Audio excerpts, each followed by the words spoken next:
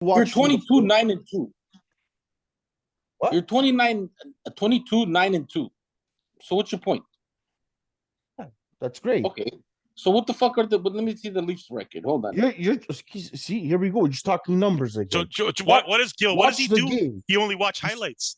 You see how they 27 and 6. It's the same fucking shit as you. What they have the same amount of points. Oh my god, man! You're going by numbers. I'm saying, have you watched them play? How The many Leafs, times? yeah, I watched the Leafs play. Yes, I watched the game yesterday. How many I watched times? every single Leafs game. What's your point? How many times? Well, I watch both. You only watch the Leafs. Yeah, so exactly. Obviously, to you, the Leafs is what matters.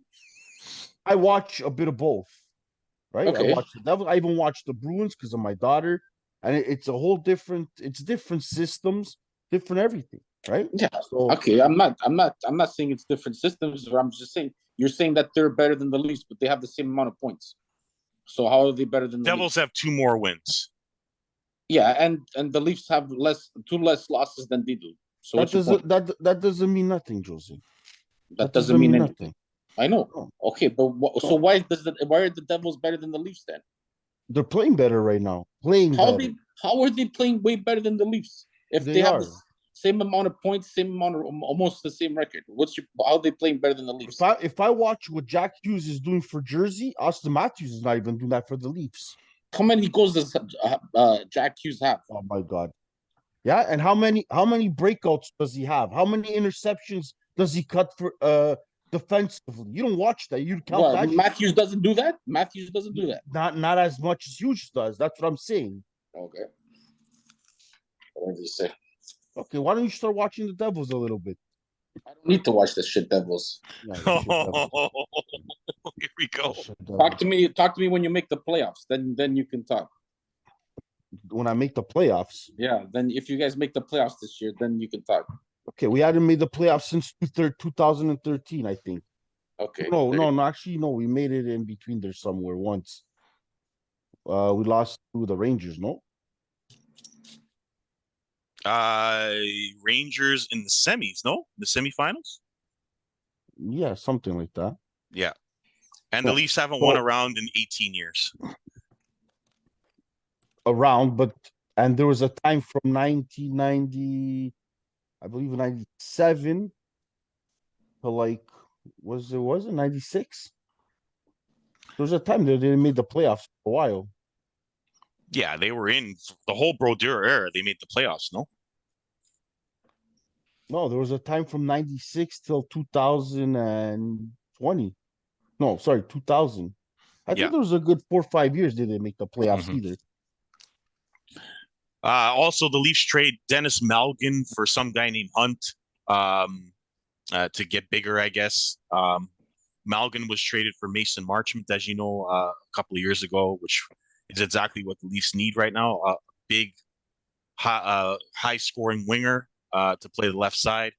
Malgin has been another disaster, so that's something else that happened. What do you guys think about? Why are you even talking? Why are you even talking? What should GM have done? Do anyway? You've been signing fucking old geezers. My team's won 8 in a row. My team's won 8 in a row. Your team is what? My team's won 8 in a row. That's all I know. That's wow. You're fucking fantastic. Not that I care. But unlike Leaf fans who celebrate stuff in December, I don't give a damn that they've won 8 in a row. I don't care at all. I care about the playoffs only. Anything. I told you, what matters is in the playoffs. That's all that matters. That's what I'm saying. None of this matters to me. To Gil's team, it does because they haven't been in the playoffs for a while. So a regular season like this is more important to the Devils because they haven't made the playoffs in a while. So you want to see, okay, can they keep this up? Can they make the playoffs? Are they going to continue this? The Leafs have made the playoffs for years. Not a big deal. My team's made the playoffs for years. Who gives a shit until they make the playoffs? What's going to happen? And so that's why I don't give a damn how good or bad my Penguins do. I will say the Chris Letang story is a great one. Having a stroke and coming back this soon and playing, that's a great story. But even if we talk numbers, then the best team right now is the Boston Bruins. Correct. 100%. They are the best team. And the story.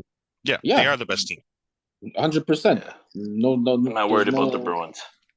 Okay, you want to continue your thought there on the five guys and Morgan Riley and Why is it that you hate Morgan Riley so much, Dad? Because he's been in the league, 8 years? He still gives up the puck. He gets cut up ice. He does dumb plays on a 2-on-1. He goes sliding over. He does so many stupid things after 8 years. I mean, that's why a guy like Sandin would be a good replacement. Trade this guy if you can, but they're not going to do it. I mean, we're doing fine without him. I mean, look at that Connor Timmins. Yeah. This guy's solid or what? And so far, someone has to go when he comes back. I guess Sundin's hurt now. So Riley, is he ready to come back, Riley? I'm not sure. Jose, earlier in our show about a month ago, you wanted Sheldon Keefe fired. You still want him fired? I still think he's not the coach for the Leafs. I was agreeing with Jose. Yeah. I still think you need like a guy like a Torts, a guy that has balls to put these guys into place, like, or a Barry Trotz or somebody like that. That's won a championship before, that knows what it takes to win in the playoffs, and I don't think he has that. So I was agree. I would disagree, Jose. I was agreeing with you 3 or 4 weeks ago. I think some of the stuff he was doing out there. But yeah, of course, something changed. 3 weeks ago because they were losing every game and stuff like that. And all of a sudden they start winning and stuff like that. It's not because of the coaching. It's because of the players. The players. Yeah, that's true. But something happened. They talked about something. He got the message through to them how to play. So if it was the assistant coaches or the management, I don't know. But what he's doing now, Keith, he's doing it the right way. This started after Marner got benched. The minute Marner got benched, they went on that run. And the 2 injuries, when you have Brody and Riley out, they had to change their way of playing, and it's worked. So they're 14th in goals for. Usually they're at the top, and now they're second goals against. That's where you want to be. This is the playoff type hockey.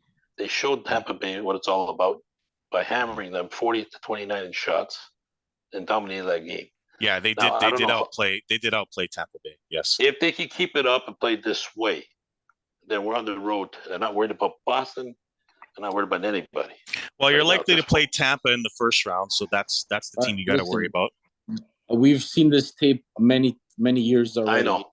The Leafs start off good, or they start off shit, and then they have a good run during these months, and then come playoffs time when it matters, their third lines and fourth lines have nobody to step up against good teams, and that's what happens with the Leafs. Yep.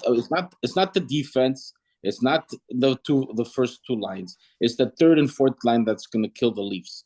And I've said that already so many times. It's the third and fourth line that can't play with the other third and fourth lines. Yep. Last year against Tampa Bay, Nick Paul. Tampa Bay killed them. The third and fourth lines killed them. Yep. It wasn't even the first 2. I think the third and fourth lines are coming along nicely right now. I love that Bloomberg guy. Very solid, big guy. Is very strong on the puck. I think the Kemp is really coming along. I think that these guys are coming around at the right time and pinching in when they can. And all we have to do is fill that left wing side now because they traded Malkin. And but what's his name? 19's back. Forgot his name now. Youngkirk. That they got. Yeah, he's back. So he's fits in well in the second line. So I think they're going to be fine, Jose. I'm not really worried. I was concerned those 2 games they lost, but they strayed away from their game against Washington. Started playing offense, and instead of playing their game, they started playing open ice hockey with Washington. That's what happened why they lost there. But let me tell you something about the history of the Maple Leafs. As you know, I've been a Leaf fan, and I saw the last Cup, so I'm an old guy. I've been around for a while. The Leafs, in all their history, have never. They only finished first 3 times, believe it or not, in their whole history of the Maple Leafs. They usually have gone into the playoffs as underdogs. They always play better as an underdog. Unfortunately, they've been favorites in a couple of times. Against Montreal, they lost. Against Tampa Bay, they lost. And even in Philadelphia, 2004, they lost as favorites. Columbus. Maybe it's Columbus. I'm just saying that they've always played better as underdogs going into the playoffs. Well, they're not gonna be an underdog. Going forward, they're gonna be one of the favorites. They've got to figure this shit out. This is 18 years now, and 6 with this current group of players. You got to beat Tampa Bay or Boston. That's the division you're in. You're gonna likely play Tampa Bay. They're a championship squad that you're going to have to figure out how to beat. That's the bottom line. And Vasilevsky is the only reason why Tampa Bay was in that game. And guess what? He's not going anywhere in the playoffs. I know. So So we just got to hope that our goalies are healthy too. And then if lucky, hopefully nothing happens to them. Russ, we're done, right? like I would have been concerned dominating Tampa Bay the way you did and only up 2-1 in that game with Tampa coming on in the third period. Well, I would have been concerned. Well, that's because why is Vasilevsky there for? Isn't he there to stop the puck? It's the same thing. It was happening with us. If it wasn't for Gill in the second period, do you think we would be in the game? Nope. It is what it is. Yeah. That's what the goalies are there for. It's to make saves. That's what I mean. You're gonna have to beat Vasilevsky. They beat him last year, dude. They beat him 3 games last year. They did. It's not like he's unbeatable. That's right. And they had the chance to put him away too. They did. They had to put him away. They absolutely did. Yep. They didn't do it. They need that killer instinct, and I don't think they have it. That's the problem. I don't think their team has it. Maybe they'll make a big trade to get somebody to have that has that killer instinct. Would you do the Patrick Kane trade if you had a chance to get Patrick Kane? Would you do it? In a second, I do that. I like I said, I don't know if I would make that trade because he comes with a high cap. He's a great player. Don't get me wrong. He's a great player. But he's only got 1 year left, so it'd be a rental. Exactly. So it's going to be a rental. It's a $10 million player. You're going to have to give up a lot of prospects, a lot of draft picks for him, or So that's. Do you think it's worth it? You don't need a top 6 forward. Okay, you need a defenseman, man. I agree. But can you trade Riley for a defensive defenseman? No. Where can you get that? Riley, you can't trade Riley. You're not going to trade him. Yeah. If you're going to trade, you trade for like a Chicherum from Arizona. Chicherin from Arizona. Yes. Well, they're going to ask a lot for Chicherin. They're going to ask a lot. That's a big guy that can block shots in the playoffs. The problem is the Leafs have no picks and they have nothing to trade. That's the problem. It's hard to trade for Chicherin. They're going to want a lot back. Right. I don't know. Gil, is Lindy Ruff Coach of the Year? Right now he is. Yeah. Absolutely. So. Yeah. Right now he is, yes. Yeah. But even the Boston coach, you can give it to him too. What do you see about? Yeah. Okay, but hold on, John. Boston, we're used to Boston being at the top. Right. Yeah. The Devils are the shock of the NHL right now. Well, Lindy Ruff's doing with New Jersey. He deserves the Coach of the Year as of right now. Yeah, I think now, so. Gil, you've watched the Devils. Obviously, we have a bunch of Leaf fans over here. You've watched the Devils. What have you seen that gives you confidence about your Devils? They play well defensively. They're structured. They break out well. Jack Hughes, the speed. The transition of speed from offense to defense is very quick, right? And, they're a very fast team. They're very fast. They're a communicated team. You can tell they dump and chase like beautiful. I was watching them even last night, and I watched them today a little bit until we got on right now. Mm-hmm. I pretty much watched the thing. They frustrated Florida, especially in the third period. Like Florida was flustered. We pounded them. We pressured them. We were down, and if you look at it, we scored 3 goals in the third to win the game. Yeah. So they're a fast team. You're goaltending. What you're a goalie, Gil. What do you think of Vanacek? Is he enough? Can he hang on? I think Vanacek. I'm not saying Jersey's winning the cup here. I'm being realistic. Yeah. I just hope they make the playoffs, which looks like they are, and I just hope they make some noise. I'm not saying they're going to win the cup, but a quick they are. They're very compatible. I like the transition. Hughes can make back, intercepts the puck, goes right back the other way. Like they're a quick team. Severson's playing well. Like little guys like that. Yeah. But our third, we're the only team in the NHL that rolls 4 lines like it's normal. That's true. Yeah, that's true. If it ended today, it'd be Devils Penguins round 1. We all know how that ends. I'm already not liking that matchup right there. I don't like that at all. I don't want my old guys playing that young team. I don't like that matchup already. Yeah. I will say this. Quietly, Tristan Jarry has been one of the best goaltenders in the NHL this year. So that gives me a little confidence. Yeah, and Crosby's been amazing, of course. And Crosby's been amazing, yes. And today, Blackwood today. So Yeah. I was iffy about that, but he hanged his own. He hanged in there. He did well, right? Yeah. We'll see what happens. Are Murray and Samsonov going to choke? Oh, your No. dad thinks they're not. No. I think they are. I think Samsonov maybe, but not so much No, Murray because I think the opposite. I think if someone's gonna do it for you, it might be Samsonov, not Murray. Jose? I don't agree. Samsonov was nervous. He said before the Washington game. Why Yeah, because he's playing his old team. He's playing his old team. Of course, he's going to be nervous. I was nervous. Please, Jose, what do you think? I think they'll be fine with the goaltending. It's just health. I think just more on the health wise. Yeah, they've both been hurt this year. Murray, he's been changed. He looks like a new. He looks like a new goaltender, and it just all depends on their health. I think Murray will be fine. I think he's going to be the starter in the playoffs if he stays healthy. But hey, they have the best 1-2 goalies in the league in stats and stuff like that, so you can't go wrong with that. As long as they start pushing each other, and it only helps them. It only helps it to be better. So, but I think Murray will be the goalie. I think the Leafs, they've lost in game 7 pretty much every year, right? Game 5 or game 7. They've lost. They lost. Well, Washington was 6. Washington was 6. Boston was. The Bruins twice was in 6, 7. No, but the Twice Bruins seven? were both 7. 7.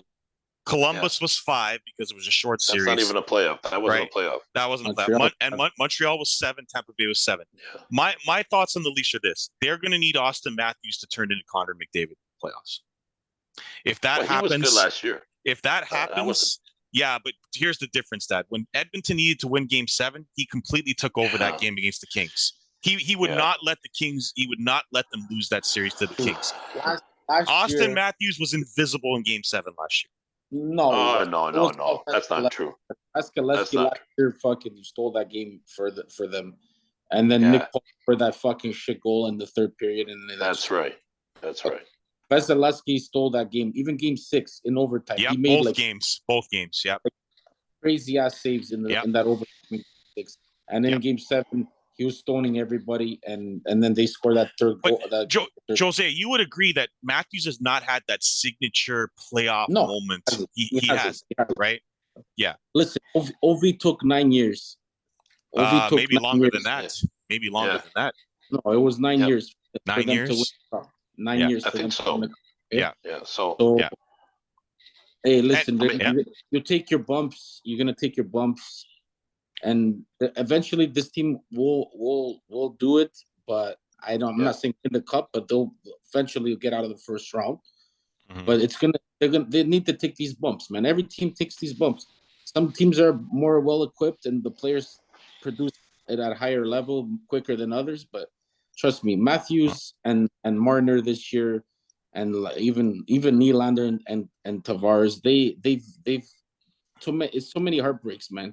Until you get to a point, enough's enough, and they're gonna snap out of it. You know what I mean? But I think the first round exits are a little bit unfair because the first year against Washington, they made the playoffs unexpectedly after one second season with Babcock. Then they lost to Boston. They weren't expected to win. They weren't expected to win the third year against Boston either, and they won 7 games. Against Montreal, that was expected to win. That was a choke job. Didn't happen. Big time. And that didn't happen. So let's take it easy on this first round exit. Now they pushed Tampa all the way to 7. Now let's see what happens then. I'd like to congratulate Gil, who correctly predicted that Montreal would win that series. Never mind. Gil predicted. I lost $100 to your wife. Okay, when they were up 3-1. That's right. She had money. $100. She bet my dad $100 that the Leafs would blow a 3-1 lead. Gil, I'm not joking. She did. I lost. Yeah. What are you gonna do? Brutal. But Gil was the only person. Even me, I predicted the Leafs would win that series, and Gil came up here and said, "You know what? The Leafs are gonna choke," and they did. He was absolutely right. Gil, how long did it take the Devils to win with the Brodeur core? Do you remember? It was the second year.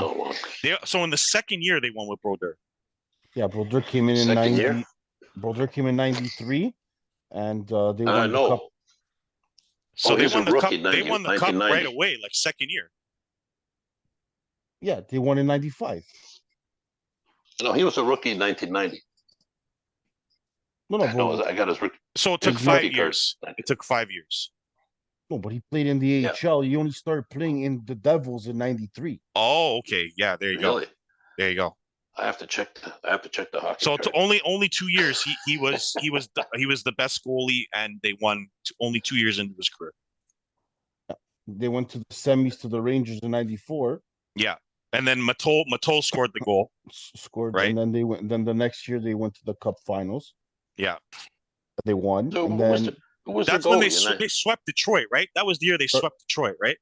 correct in '95. Yeah. What were you saying, John? who was their goalie in 91 and 92? Terreri. Terreri. I It was don't even know. Chris yeah, it was Terreri. Chris Terreri. Yes. It might have. It might have been. Yeah. Yeah, it was Chris Terreri. Terreri and Sean Burke. Yeah, but Yeah. his rookie card for some reason shows up in 1990. Yeah, because he didn't 91. play right away. He was in the AHL. He didn't play right away. Oh, he I played. He guess played. I in gotta the- check. If you check his standings, he starts playing in '93. Crosby, Yeah. it only took 3 years before he won a cup. Yeah. And And- Gretzky was 4 years, I believe. 1984. Yeah, 4 years for Gretzky. Oh, speaking about players who win trophies on the losing team. Well, we have one on our ball hockey team. But Oh yes, Lino. that's besides the point. we never said this. Congratulations, Lino, for winning the Conn Smythe after we got swept in the finals. Oh, Congratulations. we'll never hear about it again. Yeah. Next year, we're going to hear about it all year, Yeah. of course. But I'll and the last I'll time probably never see a shift on the power play again in my life. Thanks a lot. so listen to this. In the NHL, only 5 players have won on a losing team, and 4 of them were goalies, and one was a skater, and that was Reggie Leach. JSG Gare, Gil. JSG Gare, Gil. JSG Gare. He won the last one, I think, and then before that it was Gil remembers 2003. that one. Gil remembers that one. Ron Hextall in '87 stoned the Edmonton Oilers, but they didn't win, Yeah. and they won 7 games. And before that, it was Reggie Leach was the only forward to win it. He scored like 19 goals in 16 games, and they got wiped out 4-0 by the Habs, and he still won it. Yeah, that's weird. That's weird. That was a weird one, yeah. But yeah, and then So check the other this two out, were- Gil. Brandon Rossini, the guy who killed us, right? The guy got 14 goals in 3 games in the playoffs and didn't win I playoff. think it was 11. Like is Jack like smoking something? Like what the? I don't know. I don't know what he's doing. Anyway, I Lino, congratulate. He had a great last game there. We came up short. That's right. Gil, I don't think you should retire. I think you should rehab your knee. And then I think you should pull up Brodeur and join the St. Louis Blues, but do better this time. Instead of you hurt yourself, you went to go with St. Louis and then you retired. No, you should go to St. Louis, which is us, and you should return and rehab your knee and then be the hero. That's what you should do. Hey, I think Gil should play forward. I remember when he played forward. That's not a bad idea. The problem is if he's got bad knees, how's he going to play with bad knees if he's be a forward? When he played with the Chicago Blackhawks, and I was a member of that team. I mean, hey, Gil can shoot the ball. I'm telling you. I mean, he'll just go in front of the goalie and bother the goalie. I mean, that's it. That's it. I mean, maybe you should switch positions. Gil, start playing. You know what you do, Gil? You play forward. You pull a Sean Avery. You pull a Sean Avery to get in Brodeur's head, and you just wave your stick around like Avery did to Brodeur. That's what you do. You don't have to tell me. Jose already saw that in action. That's right. That's right. Because Jose was a net for Chicago. A net when that happened. That's right. Okay, before I got cut off the last show, I don't know what happened, and I was gone, and I was talking about soccer. I wanted to just put Tell me what you wanted to say about soccer. Go ahead. Well, soccer. What I saw in that last game was very exciting, and in the last half, I must say, is I wish soccer would be more like that because I think more offense they need for sure. Because that game is so sleepy. I don't know, it's so annoying. 45 minutes. The first 45 minutes, you can probably put me to sleep. I don't know. I can be thinking of crap and nothing will happen. All kinds of stuff. You read a newspaper. There's nothing going on in that game. It's so boring. I mean, I know. I thought this World Cup was real. I thought this World Cup was really exciting. A lot of the games. It was really good. Because when it's 2-0, the other team comes back, at least makes an attempt to score. I mean, maybe they should open up the game a bit. I was probably a fan. Unfortunately, that's not going to happen. I'm going to end it with this because I wanted to ask Jose and Gil this. Why did Portugal go from winning 6-1 against Switzerland to losing 1-0 to Morocco? What happened? Why did this happen? I'll start with Gil. Well, one thing I know is when that happens to every team. They go into that game with this high confidence. But the game's different, right? Right. Switzerland is not Morocco. Morocco is a more closed team. Right. They close the area. It's hard to get in there. But those are what happens. Sometimes we always say, "Oh, you scored 6. Next game you need 1. You can't get 1." Mm-hmm. Jose, But why did it happen? Why did they go 6-1 to losing to Morocco? Because Morocco is not Switzerland, and every Right. game is okay. And when you outplay a team like that, and don't change the team. That's Right. the problem. Right. Don't change. But in that situation, the game against Morocco, you have to play a player like I'm not saying I'm not nothing against Gonzalo Ramos, because he's going to be a great future player. He's going to be a Yes. great striker for Portugal. Right. But in the game against Morocco, you need a Cristiano Ronaldo in the box. Okay. I'm not. It's not because I'm a Cristiano Ronaldo fan of this and that. You've seen the difference when Ronaldo got on the field. You see the chances that Portugal created and stuff like that when Gonzalo Ramos was not. Gonzalo Ramos is a great player, but it's like when he plays against Switzerland, he was good off the ball, like make those quick runs and stuff like that. But against a team like Morocco, which they're very solid compactly, the only way you're gonna beat them is crossing the ball into the box. Go on the wings and crossing the ball into the box. Well, that's what they were doing. So if that was your strategy from the start, why didn't you play Ronaldo? I mean, if you're gonna just dump it into the box, right? That's what I'm trying to. That's what I'm trying to tell you. Yeah. Every game is different. Gonzalo Ramos was perfect for the game against Switzerland. It happened already in the UEFA Nations when they played him in the UEFA Nations. He played a great. Yeah. And they came there for nothing, and then they did a thing in the World Cup. Right. It's just two different teams, two different ways of playing, and the coach has got to see that. The coach, it's on the coach than it is on the players. But then again, you can't take out a Ramos after he scores a hat trick. So you have to play like it's like one of those games, dude. Like it's hard. It's easy for us to talk because we're not even fucking right. I understand. Because being a coach is difficult. Like it's not easy. We can say whatever. Oh, we should have played this guy. You should have played that guy. Right. And after, if everything went well and we would have won the game, oh, he's a genius. He's a genius again. And then the next game, same thing. If it went wrong, he would have been fucking destroyed like he always. But that's just us Portuguese people. We're just we're always like that, man. Like when a coach does amazing or a team is playing amazing, it's like my friends. Like all of a sudden Benfica was undefeated and stuff like that, and now they got just kicked out of the League Cup, and now they're all here we go. It's not this break. This shouldn't happen. This is like, dude, you guys still didn't lose the game yet. Like I know they're still undefeated. I was gonna say. Right. Emotional fans. Like you know what I mean? Like these guys are already freaking. Like you guys haven't even lost the game yet. Okay, you tied in because of goal difference. And Enzo Fernandez is not there, and neither is Otamendi. They're still in the World Cup. Yeah. Some of the guys haven't come back. You know what I mean? Like, right. Dude, it's just the way us Portuguese people are. We were like, we get passionate about it, but it's two. Like I said, it's two different teams, two different styles.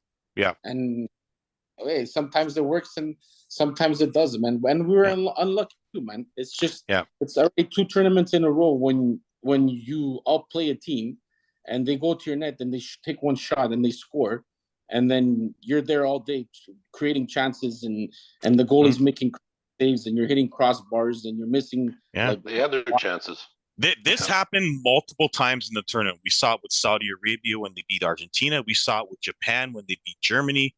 We saw it with Spain and Japan, Morocco. We saw it with Belgium against Canada. Like teams were outplaying the other team and they got one chance and scored, and that was the difference in the game. We saw it the whole tournament. That's all it takes, right? One more thing.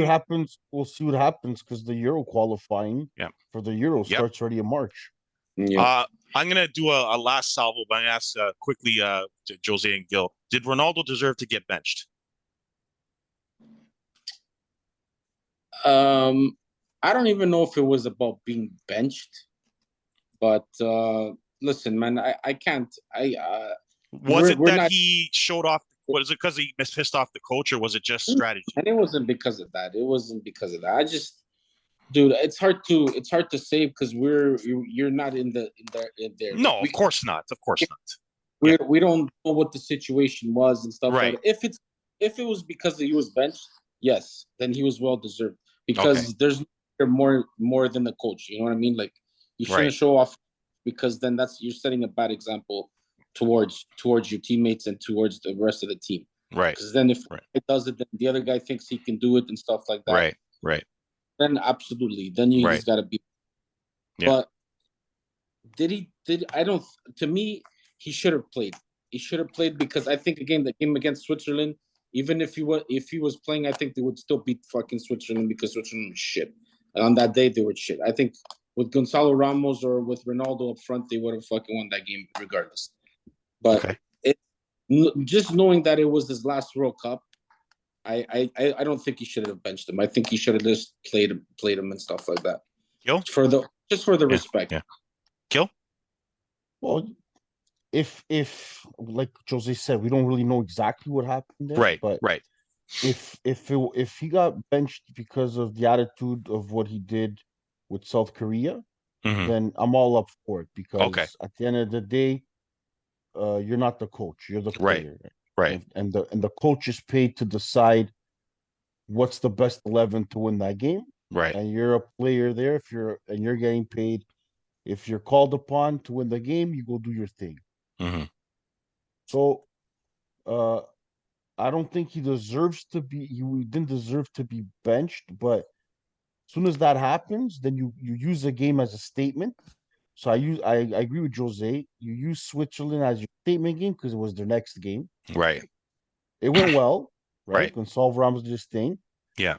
But you woke them up. You told them, listen, you do this shit again, this is what's gonna happen. And next time will be for good. Right. And then you put him in the next game, which was the Morocco. Right. Now, if he felt that Gonzalo Ramos, because he had the hat trick, right? You can't really blame him, right? What I would do, to be honest, I would leave Ronaldo on, and I'd probably take Octavio out and put Jean Felix there as the winger then, and you play with both of them. Right. That's an alternative that could have happened. Right. But I agree with Jose. That game there, he should have started. I mean, if you're gonna play long balls, then Ronaldo should play. Even I think, like the way they played that first half, all they were doing was putting long balls, and you got three short guys out there. Like you should put Ronaldo out there if you're gonna play long balls. Yeah. So, okay, so that's what's bothering us, guys. I just want to say one last thing. Anytime you have to win a major international tournament, and I've watched enough of these to know, you have to have a major break happen. I'm going to go to Italy when they won the World Cup. Luca Toni got a penalty against Australia that was very contentious and probably shouldn't have been called, and that led to Italy winning in the quarterfinals, a game they probably shouldn't have won. They went on to win the World Cup. We had Zinedine Zidane headbutt a guy to the ground. It changed the game. Italy ends up winning that World Cup. We had Robben with one of the worst dives you'll ever see in your life against Mexico in the quarters that led to them winning in the 90th minute. They go on to the finals and lose to Spain in the finals. Lionel Messi gets to the final in Germany with a very subpar Argentina team. Higuain misses a penalty and misses a breakaway. They lose to Germany in the final. We've seen calls change tournaments in every single tournament. So this is not just a Messi written thing. This is not a FIFA wanted Messi to win thing. I've seen these tournaments, and there have been calls that have changed every tournament. Every team that has won has had something go their way. People say last year Chiellini should have been sent off. I don't know if you guys remember the play, but Chiellini pulled a guy by his shirt by the halfway line when it looked like he was going on a breakaway. They gave him a yellow card instead of a red. Italy goes on to win the tournament. So there are calls that are going to happen. Hell, there was one in Portugal. Remember when Rooney got sent off? I think Ronaldo started something. Rooney came in. I don't know. Remember what he did. I think he stomped on somebody or something like that. They called the retaliation instead of what happened first. And Rooney gets sent off. Portugal goes on to win the game in penalties. They get to the semis and face Netherlands, losing the penalties to the Netherlands. So there are stuff that happens with referees every tournament, and that's never going to change, especially when they go to 46 teams in 4 years. Can you imagine what that jumbled mess is going to be? So when are the Italians? When are the Italians coming back, Andrew? You got good. Your guess is as good as mine. I mean, here's what happened with Italy. They had every single major player get hurt. Chiesa, Insigne, every single player they had up front got hurt. They also don't have a striker. Their midfield was all hurt, and then Jorginho, their penalty expert, missed 2 penalties, one against Switzerland, one against Bulgaria, that cost them the first place spot. And then they against Northern Macedonia played everybody back. They had 26 shots on net. Northern Macedonia had 1 shot and scored. And Gil just said it. A team can win with 1 shot. We saw Morocco That's do why it. soccer so We saw Saudi Arabia. Gil told me, because I didn't watch the game. Gil was up at 5 in the morning watching it. Gil told me that Argentina completely dominated the game. They had 3 goals called back by offside. Saudi Arabia scores 2 miracle goals and they win the game 2-1. This happens in soccer, right? You see counter-attacking teams win things all the time, and it frustrates people. Oh my God, the counter-attacking team won. They don't deserve to win. Jose Mourinho, who Gil knows very well, won 3 Champions League titles playing counter-attacking football, even with very talented teams. He won in Inter Milan, he won in Porto, with teams that had no business winning. Chelsea beat Barcelona, had no business beating them with counter-attacking football where he parked the bus. It works sometimes. Italy for years played defensive football. This is why you think soccer is boring. That they sat back, they waited for a chance to counter. They won 1-0. When they went up 1-0, they send everybody back and protect the 1-0 lead. That's why soccer was boring for us all those years. It's funny. I was even born in Italy, and I can't stand the game. Right now, they were the devils. They were the devils of soccer. Correct. 95 devils. Until Euros, when they hired Mancini and they had those kids and they played on offensive, exciting style. They were winning games 3-0. That was an enjoyable team to watch. So this is football. We saw France get completely dominated for 80 minutes. Gil, you would agree. It was all Argentina. France didn't do anything. All of a sudden, they get a penalty, and Mbappe gets a magic moment, and it's 2-2. Just like that. It happened with the Netherlands. Argentina dominated the Netherlands for 80 minutes, and all of a sudden, 2 free kicks, and it's 2-2. It doesn't usually happen in soccer, but lately, with the way the game's called, just like that, a 2-0 lead could disappear. So this is the new game now. It's a little bit more exciting now. This whole tournament was great. You missed out. I thought this whole tournament was great. All the games were great. The Morocco story was great. I watched a few more games than you think, but it had to be when the game was close and the other team was pushing. Otherwise, it's a France for me. France is up 2-1. Kane gets a penalty. He misses. France wins. It could have easily been 2-2, and that could have changed things. So a lot has to go your way, and a lot of luck has to happen for you to win these tournaments. So so that's our show, guys. We did 2 parts today. We got a lot of good stuff from Gil. Jose's phone died. That's why he's not here. My dad got a lot off his chest. I meant no disrespect, Dad. I just think that our team was kind of a mess this year. We had a lot of guys get hurt. We had a lot of guys leave in and out of the lineup. Gil wasn't healthy. I wasn't healthy. Brad wasn't healthy. It was just a mess. We're still the best team on paper. We'll still beat those guys any day. I'm sure in the summer we'll be fine. We'll be fine in the summer. Gil will be fine. His knee will warm up in the summer, and he'll do a Mexico trip, and he'll be fine. Don't worry, he'll be fine. Anyway, we only got a minute left. Hey, don't forget the GOAT show. We have to do a GOAT show. Yeah, we will do the GOAT show. But until then, I'm the Muff North Andrews. That's Gil Santos, and that's my dad. We will see you next time on the Reese Report.